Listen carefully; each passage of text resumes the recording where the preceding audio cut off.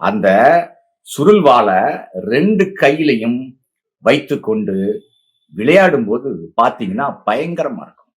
அதே மாதிரி இந்த மாட்டு வண்டி போட்டி, குதிரை வண்டி போட்டி, அதுக்கு மேல இந்த கோழி சண்டை போட்டி உண்டுங்க. சேவல் கோழி சண்டை போட்டி. அதெல்லாம் இன்றைக்கு குறைந்து வந்து கொண்டிருக்கு. மதுரையில தான் இது கொஞ்சம் அதிகமா இருக்கு. அடுத்தாலங்க நழுவும் மரம் ஏறும் போட்டி. ஒரு மரத்தை நிக்க வச்சு அதுல ஆயில ஊத்திடுவாங்க. அதுக்கு மேல ஒருவருக்கு ஒருவர் முந்தி முந்தி போகணும். அது பார்க்கவே ஒரு காமெடியா இருக்கும், கலகலப்பா இருக்கும். மேல போய் அந்த உச்சியில ஒரு பரிசு பெட்டகம் ஒன்று கட்டியிருப்பாங்க. அத போய் யாரு முதல்ல அவுக்குறாங்களோ அவங்களுக்கு தான் அந்த பரிசுங்க.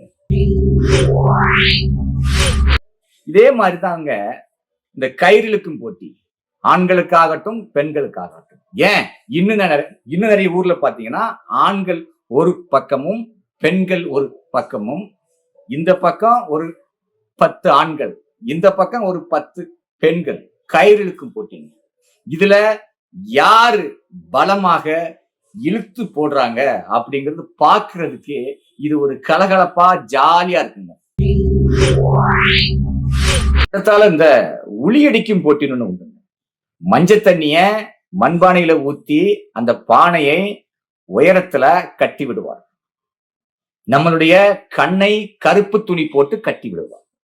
கையில ஒரு குச்சியையும் கொடுத்து விடுவார்கள். கரெக்டா போய் அந்த மண்பானையை அடிக்க வேண்டும். இது பார்க்கறதுக்கு காமெடியா இருக்கும், கலகலப்பா இருக்கும். இது இன்னைக்கு இருக்கு.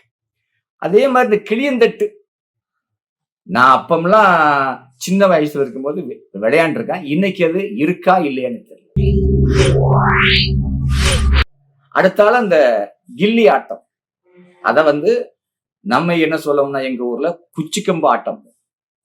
இன்னைக்கு அது இல்லை.